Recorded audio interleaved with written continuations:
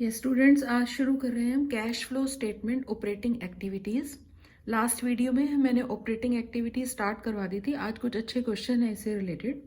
जब भी आप ऑपरेटिंग एक्टिविटीज़ को स्टार्ट कर रहे हैं तो सबसे पहले आपको यहाँ एक टर्म लिखना होता है, profit before tax, net profit before tax. First, हाँ एक और बात, आप कोशिश करें, आप जब भी प्रैक्टिस करें तो आपको ये मार्केट में शीट्स मिलती हैं इस तरीके की, इसे आंसर शीट बोलते हैं, ये परचेज कर लेनी चाहिए। और जब भी आप अपना ऑपरेटिंग कैश फ्लो स्टेटमेंट का फुल फ्लैज वाला क्वेश्चन स्टार्ट करेंगे तो आपका जो लेफ्ट हैंड साइड पर पूरा पेज होगा, ये पूरे पेज के ऊपर आपकी ऑपरेटिंग एक्टिविटीज़ बननी चाहिए। और जो नेक्स्ट पेज होता है, हाफ यहाँ थोड़ा सा पोर्शन चाहिए आपको इन्वेस्टिंग एक्टिविटीज़ बनाने के लिए और थोड़ा सा ही चाहिए फाइनेंसिंग एक्टिविटीज़ के लिए। आज तो सिर्फ ऑपरेटिंग एक्टिविटीज़ करें तो आपको फॉर्मेट सीखना है तो ये वाला पेज यूज़ करें। Cash flow statement operating activities, 2 column बनाने अपने अमाउंट के, एक ये और एक ये।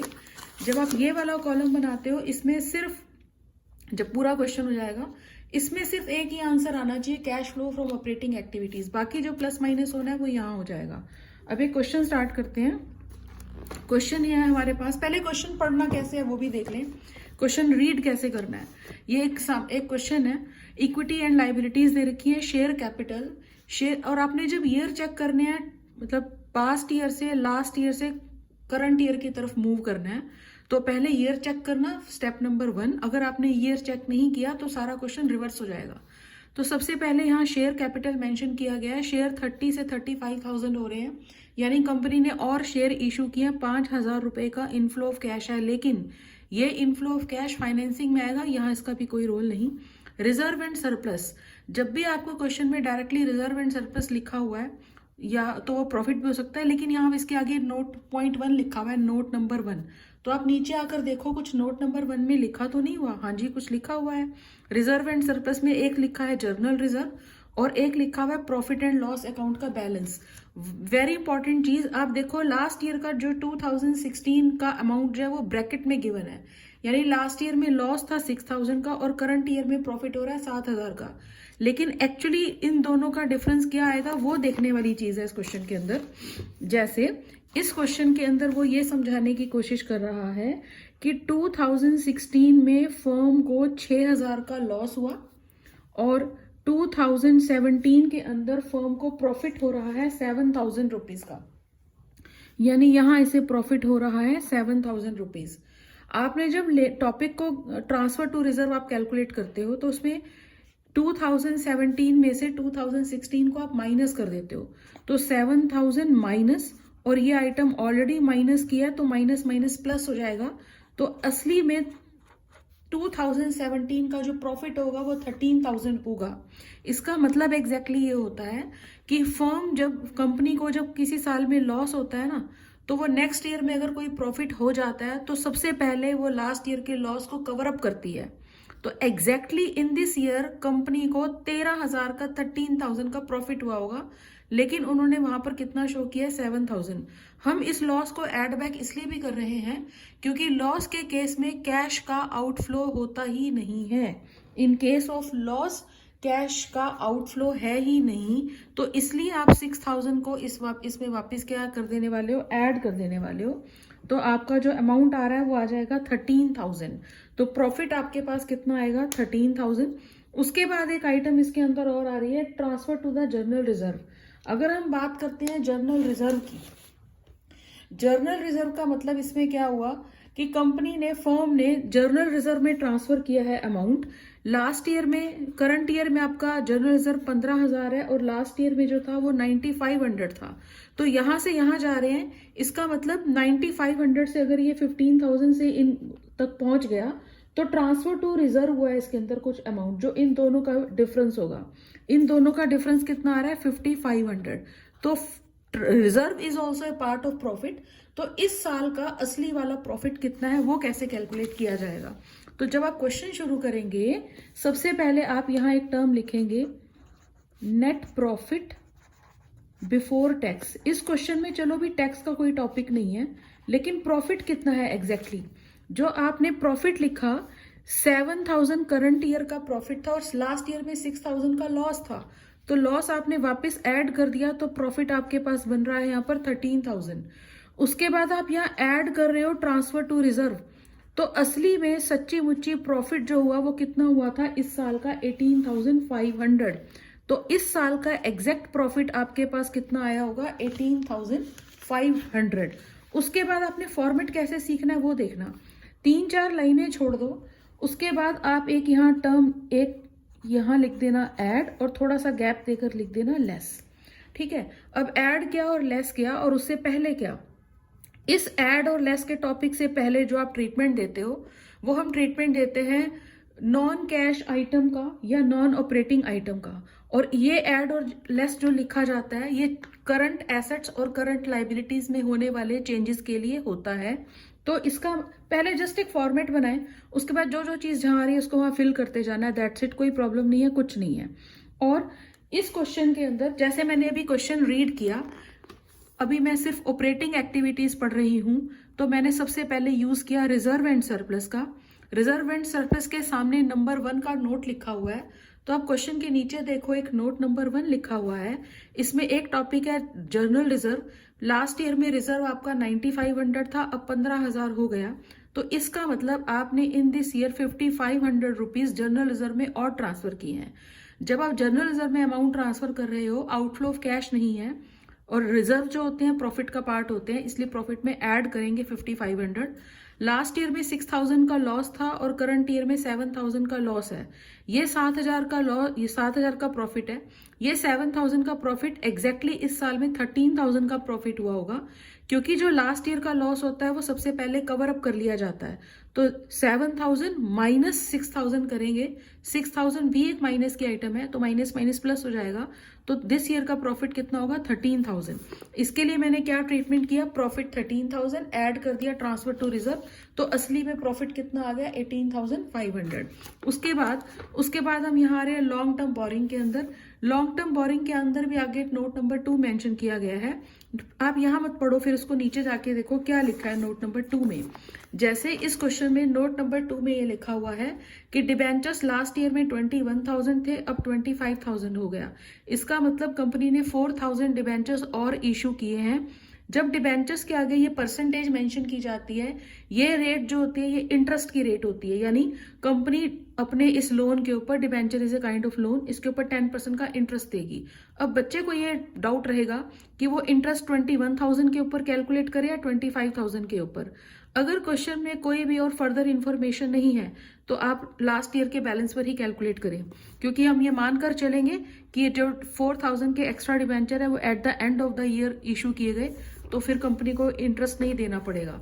लेकिन इस क्वेश्चन में देखो इस क्वेश्चन में एडिशनल इंफॉर्मेशन गिवन है।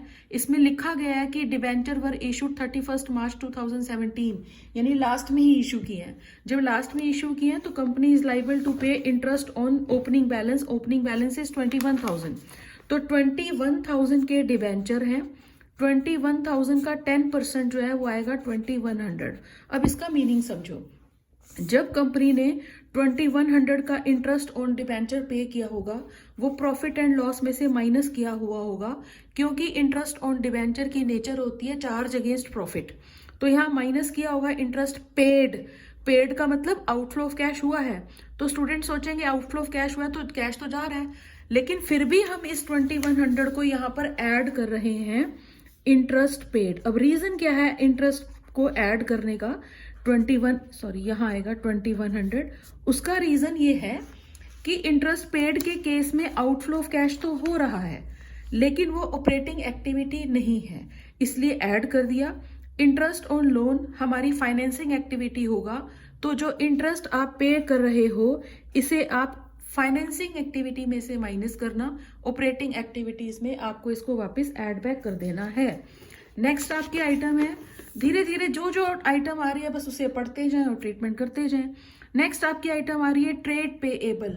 ट्रेड पेएबल करंट लाइबिलिटी है, 8,500 से इंक्रीज हो रही है 12,500। अगर आपकी करंट लाइबिलिटी इंक्रीज हो जाती है तो आपको उसे ऐड करना है। क्यों ऐड करना है? ट्रेड पेएबल का मतलब आपके कोई लेनदार हैं, creditor. When the term is trade payable given, इसमें दोनों आते हैं, क्रेडिटर्स भी आ सकता है और बिल्स पेएबल भी आता है। यानी पहले आपके लेनदार 8500 थे, अब बढ़कर 12500 हो गए, तो बढ़ रहे हैं। तो कुछ बच्चे सोचेंगे इनफ्लो थोड़ा ना हो रहा है कैश का, लेकिन यार आपके कंपनी के अंदर, आपकी फर्म के अंदर माल तो बढ़ रहा है ना कभी तो उसको बेचोगे। तो मनी मेजरमेंट कॉन्सेप्ट होने की वजह से अगर आपकी फर्म के अंदर लेनदार बढ़ रहे हैं तो इसका मतलब माल आ रहा है आपकी शॉप के अंदर। तो जितने रुपए का मटेरियल इंक्रीज हो रहा है या क्रेडिटर इंक्रीज हो रहे हैं, उतने अमाउंट को आप इसके अंदर क्या कर दोगे, ऐड कर दोगे। तो इन दोनों का डिफरेंस लेना है। फिर भी अगर बच्चों को किसी को डाउट हो तो क्या करना है, करंट ईयर के जो आपके क्रेडिटर है वो 12500 हैं, लास्ट ईयर के जो क्रेडिटर थे वो 8500 थे, तो दोनों का डिफरेंस कितना आएगा, 4000। तो 4000 से लाइबिलिटी इंक्रीज हो रही है, तो लाइबिलिटी अगर इंक्रीज हो जाएगी तो ऐड करना है। और टर्म क्या है यहाँ पर, ट्रेड पेएबल्स। आप देखो क्वेश्चन कैसे कर रहे हैं हम, जो आइटम जहां किया बस उसे वहीं फिट करते जाओ, कोई प्रॉब्लम नहीं है, क्वेश्चन में कुछ नहीं है। तो 4000 आप यहाँ पर क्या कर देने वाले हो, ऐड कर देना। उसके बाद एक आइटम और इसके अंदर है, फिर हम आ गए एसेट्स की तरफ। Fix asset note number 3, note number 3 यहाँ पर नेक्स्ट पेज पर गिवन है, आई थिंक दिख रहा है या नहीं, ओके। यहाँ पर 50, यहाँ आपके पास मशीनरी दे रखी है, कैसे दिखाऊं मैं ये, एक सेकेंड, तो थोड़ा ये, हाँ, ये नोट नंबर 3 है, टेंजिबल एसेट्स हैं। लास्ट ईयर में मशीनरी थी 41 और करंट ईयर में मशीनरी है 54, और यहाँ डेप्रिसिएशन है, प्रोविजन फॉर डेप्रिसिएशन 9000 का लास्ट ईयर में प्रोविजन फॉर डेप्रिसिएशन था और करंट ईयर में 13 है। तो ये आपका प्रोविजन फॉर डेप्रिसिएशन इंक्रीज हो रहा है, तो इसका मतलब जितने रुपए से इंक्रीज हो रहा है 13 और 9000 का डिफरेंस 4000, वो आपने प्रॉफिट एंड लॉस अकाउंट में माइनस किया होगा।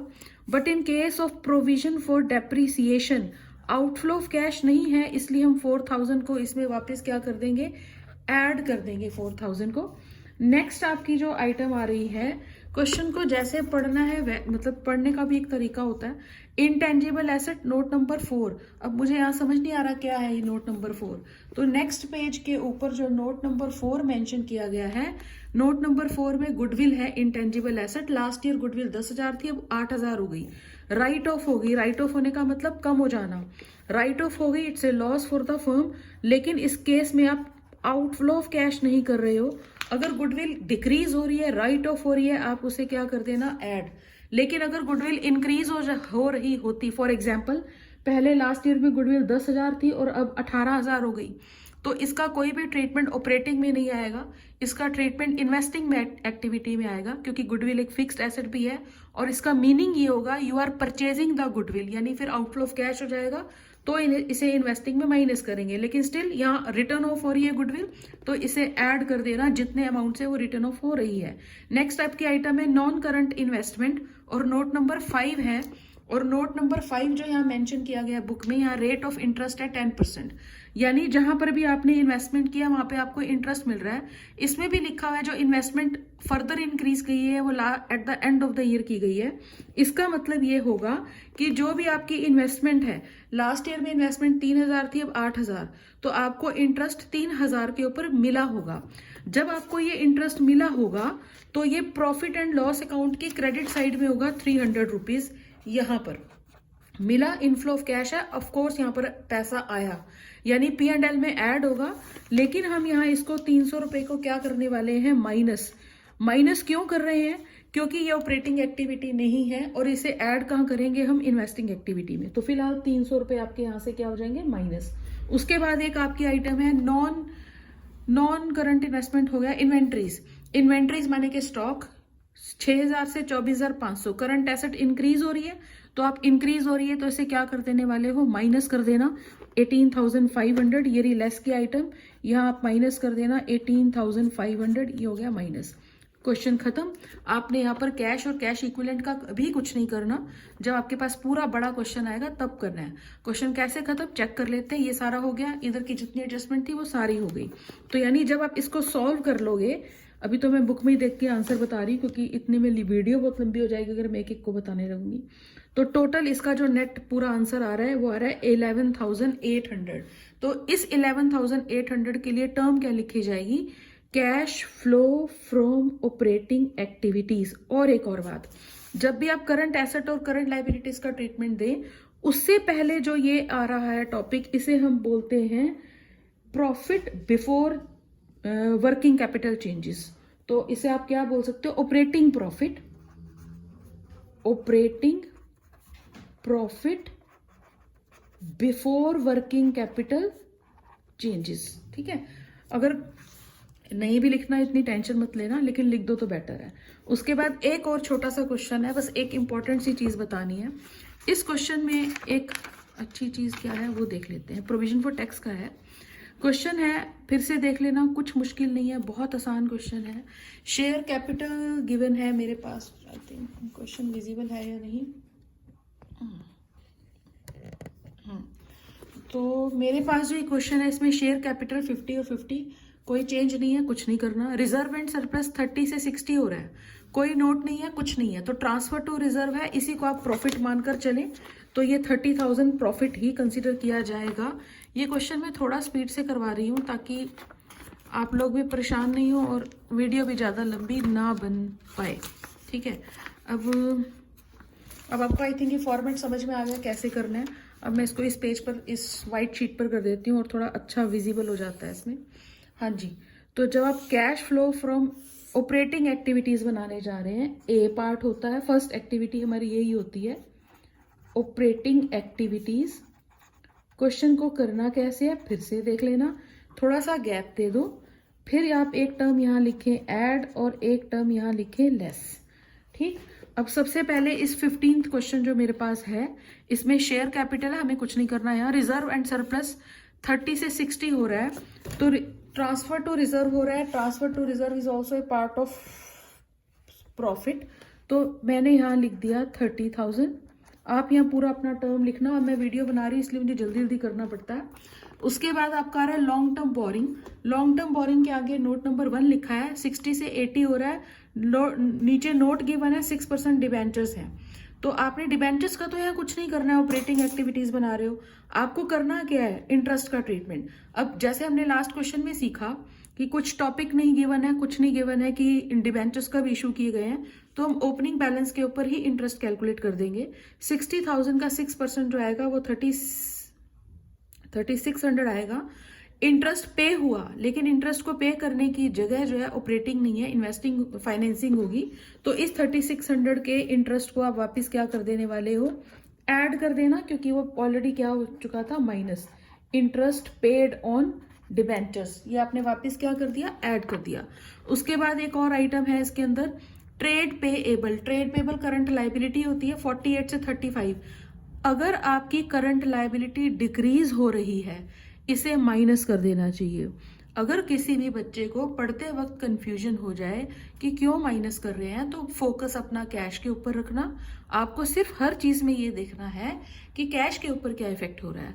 अगर आपकी करंट लाइबिलिटी यानी कि ट्रेड पेएबल पहले 48 थे, अब सिर्फ 35,000 रह गए, इसका मतलब जो भी दोनों के बीच का डिफरेंस है 13,000, वो आपने पे कर दिया होगा।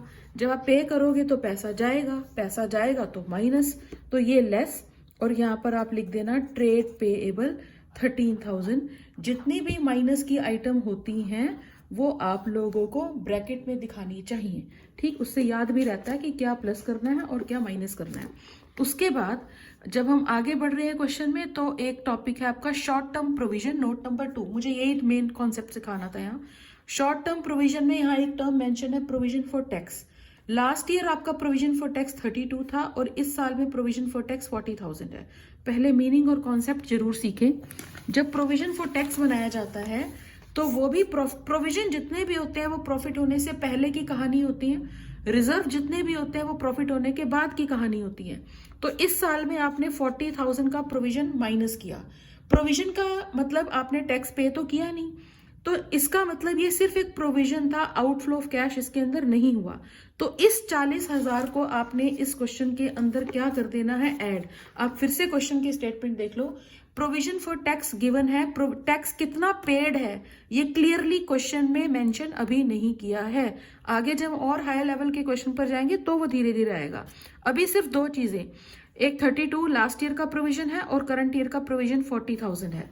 करंट ईयर के प्रोविजन को आप प्रॉफिट में ऐड कर देना, क्योंकि ये प्रोविजन फॉर टैक्स है। और जब हम यहाँ ऑपरेटिंग एक्टिविटीज बनाते हैं, यहाँ हम टर्म लिखते हैं प्रॉफिट बिफोर टैक्स। तो ये जो प्रोविजन बनाया गया था 40,000 का, इसे आप वापस क्या कर देने वाले हो, ऐड कर देना।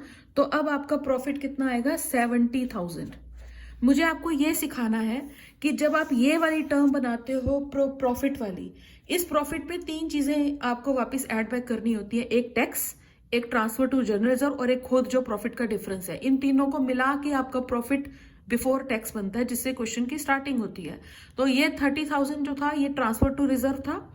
ये जो 40,000 आ रहा है जो करंट ईयर का प्रोविजन है, वो क्वेश्चन गलत हो जाएगा अगर आपने एक चीज का ध्यान नहीं किया तो। और वो ध्यान देने वाली बात ये है कि जो भी आप इस साल में, जो लास्ट ईयर का आपका वो 32,000 का प्रोविजन था, उसे हम ये मानकर चलेंगे कि वो आपने टैक्स पे कर दिया होगा। आपको एक बात अच्छे से समझ लेनी है कि टैक्स का जो भी ट्रीटमेंट होगा वो सिर्फ और सिर्फ और सिर्फ और सिर्फ ऑपरेटिंग एक्टिविटीज में आएगा। जो करंट ईयर का प्रोविजन है वो आपने ऐड कर दिया, जो इस साल का लास्ट ईयर का जो प्रोविजन फॉर टैक्स था 32,000, उसे हम माइनस कर देंगे लास्ट में, बिल्कुल लास्ट में। देखो, लेकिन मैं फिर भी अभी लिख रही हूं ताकि मैं भूल ना जाऊं। इसका मतलब ये होता है कि जो लास्ट ईयर का प्रोविजन था वो हमने सच्ची मुच्ची में पैसे दे दिए होंगे, आउटफ्लो ऑफ कैश हो गया होगा, इसलिए हमने माइनस कर दिया। और जो करंट ईयर का प्रोविजन था उसे हमने वापस क्या कर देना है, ऐड, क्योंकि वो अभी हमारे पैसे उसमें गए नहीं है, आउटफ्लो ऑफ कैश नहीं हुआ है। One of the important topic 100% आता है एक टैक्स वाला टॉपिक, या डेप्रिसिएशन या टैक्स। उसके बाद आपका टॉपिक हम कहाँ पहुंच गए, ये यहाँ तक पूरी लाइबिलिटीज हमारी खत्म हो गई। अब हमारे यहाँ फिक्स्ड एसेट, फिक्स एसेट्स का कुछ भी नहीं करना है यहाँ पर, क्योंकि अभी हम ऑपरेटिंग एक्टिविटीज बना रहे हैं। इन्वेस्टमेंट का भी कुछ नहीं करना। मुझे कैसे पता लगा कुछ नहीं करना, क्योंकि वो नॉन करंट एसेट में है। अब आ रहे हैं हम करंट इन्वेस्टमेंट एसेट्स के ऊपर। इन्वेंट्री यानी कि स्टॉक, करंट एसेट 30 से 45 हो रही हैं, बढ़ रही हैं। करंट एसेट अगर बढ़ रही हैं तो इसे हमने क्या कर देना है, लेस, माइनस कर देंगे हम 15,000 को। उसके बाद आपकी नेक्स्ट आइटम है ट्रेड रिसीवेबल। ट्रेड रिसीवेबल का मतलब डेटर होता है। 30 से 40 इंक्रीज हो रहे हैं, वो भी आप क्या कर दोगे, माइनस, खत्म question. Cash flow from operating activities over हो जाती है, तो इसमें ये ऐड कर देना। अगर किसी को मुश्किल होती है, छोटा छोटा भी ऐड कर सकता है, मतलब छोटे छोटे सेगमेंट पे ऐड कर सकता है। इसे ऐड करो, जो आइटम माइनस किया वो माइनस कर देना। तो इस क्वेश्चन का आंसर मैंने बुक में ही देख लिया, ये आ रहा है 3600। आप आइटम बाद में कैलकुलेट करके भी देख लेना, आ भी रहा है 36 या नहीं आएगा वैसे। तो ये क्या हो गया, cash flow from operating activities. तो ऑल द बेस्ट, यहाँ तक करें क्वेश्चन, अच्छे से प्रैक्टिस करो, work hard. Thank you so much.